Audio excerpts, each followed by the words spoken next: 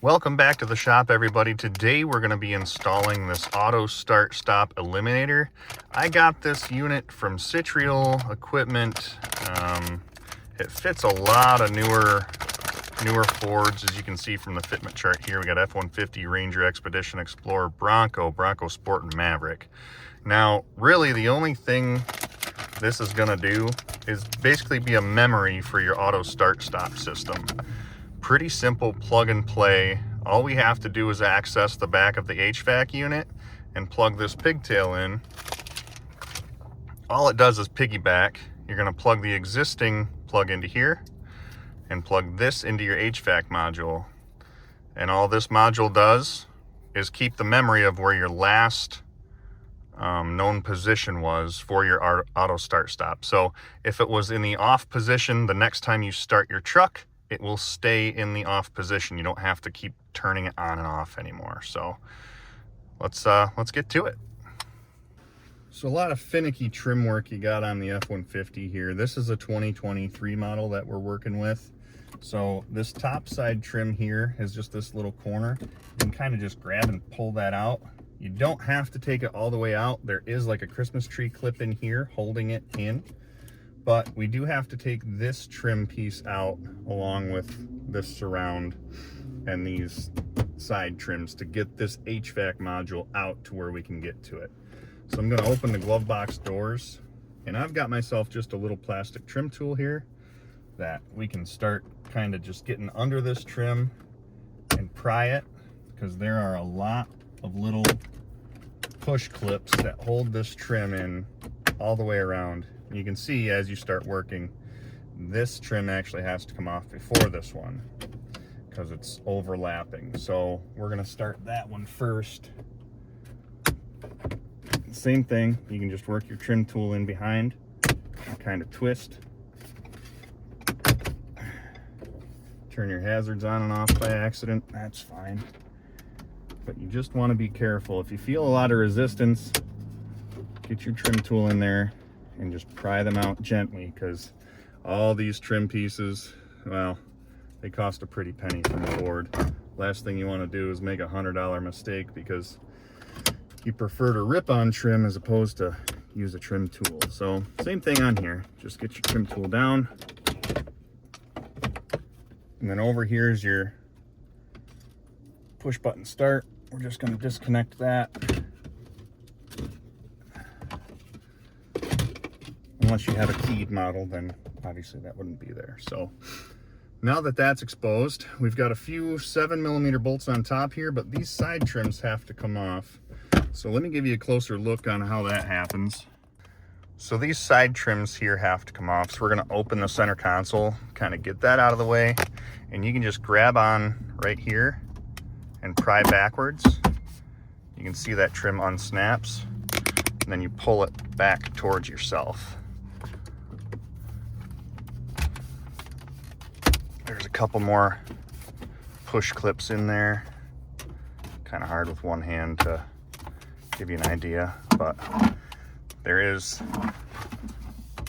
this little push tab clips into the side of that HVAC module, well, the surround for it. So you got to kind of pry that back while you pull to get it out without hurting anything. So same thing with the other side. Let's move over there. You just go ahead and push that out and pull that, and that trim piece comes right out. So now that we've got our HVAC module, you know, with all the trim gone out from around it, we've got 4 screws here, 7mm.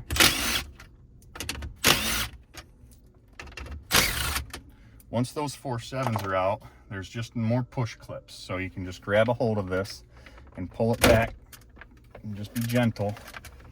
And now we've exposed the back side of our HVAC module. And on the F-150, this is the plug that we're looking for right here.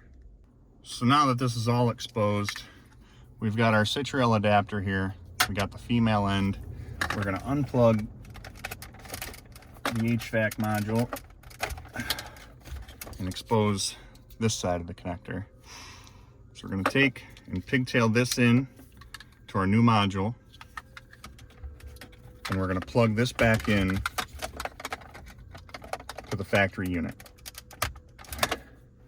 Now there is room back here where you can kind of just guide this module down to where it's not going to hurt anything.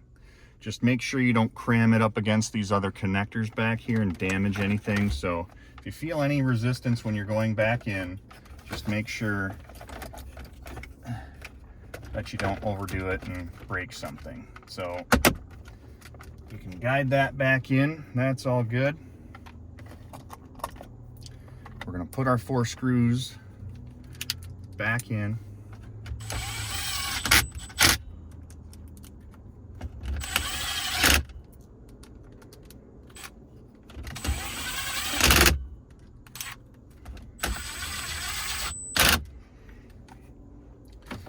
And we want to do these lower trims again. So let me back you up.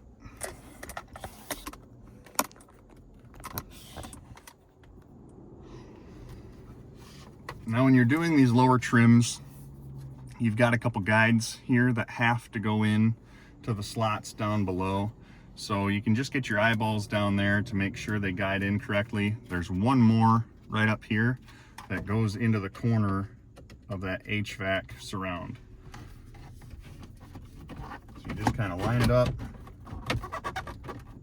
push it in, and then snap it in.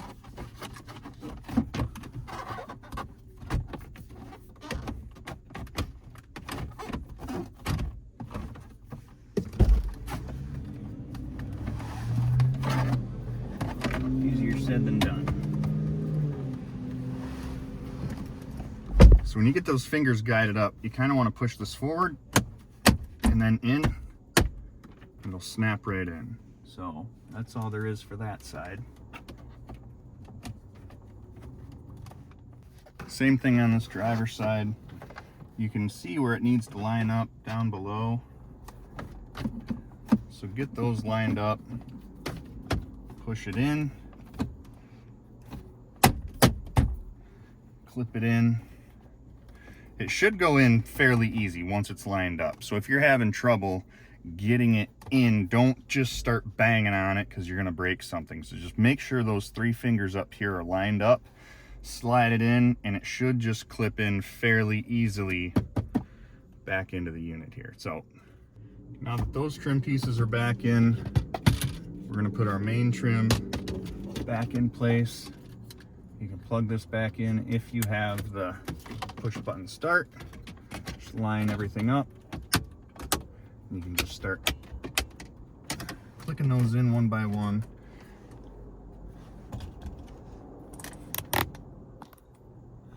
And remember, this top right trim piece is just kind of hanging there, so you want to pull that up, get this other trim piece set in, make sure everything's tight, click that one back in. That's all set. And then we just got our top side. You can just go all the way around, make sure they're all clipped so you don't get any rattles, squeaks, anything like that. And that's it for the install. Fairly simple. Let's go give this thing a test drive and see how it works. All right, so we're just on our test drive here. I wanted to make sure that the start-stop function still does work as designed with the module installed. So let's just pull back over to the shop. Go in the parking lot and come to a complete stop and make sure that this truck still shuts off as the factory had intended. So let's see.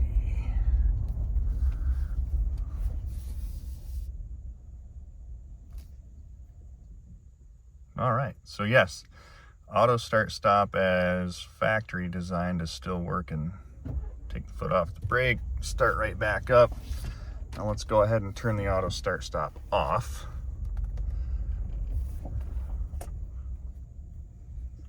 Come to a stop, no auto start stop activated. Now, the deal is with this module is that it's going to memorize your last known location for the auto start stop. So in theory, On a factory system, even if I turn this off, the next time I turn the vehicle off, like right now, I'm going to turn it off. The next time I start the truck, that's going to be on, even though I turn the truck off with it on the off position. So let's start it back up and see if this is going to work.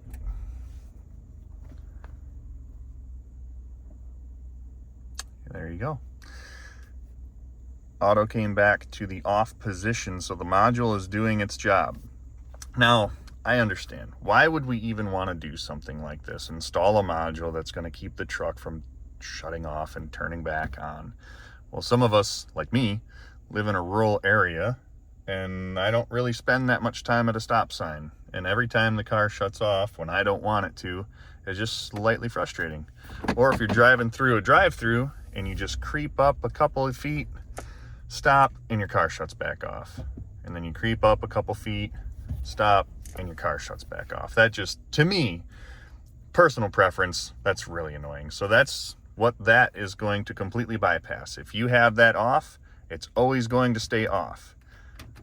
Same likewise with it on. If you leave the auto start stop function on, that controller is going to memorize that you have that on, and the next time you turn the vehicle on, it's just always going to be on. So I hope that makes sense. If it's off, it's always going to stay off. If it's on, it's always going to stay on. So now it's your personal preference on a button, touching it one time and leaving it there instead of having to turn it off every single time you start the car. So I hope that helps. I'm going to leave a link in the description below to this company, and like I said, this one will fit all these models here. Obviously the setup would be just slightly different as far as the dash work goes to get the HVAC unit out, but super easy plug and play. You don't have to cut, you don't have to splice, you just plug it in, put it back together, and let it ride. So thanks for watching, guys. Give a like, comment, subscribe. Appreciate it. We'll see you next time.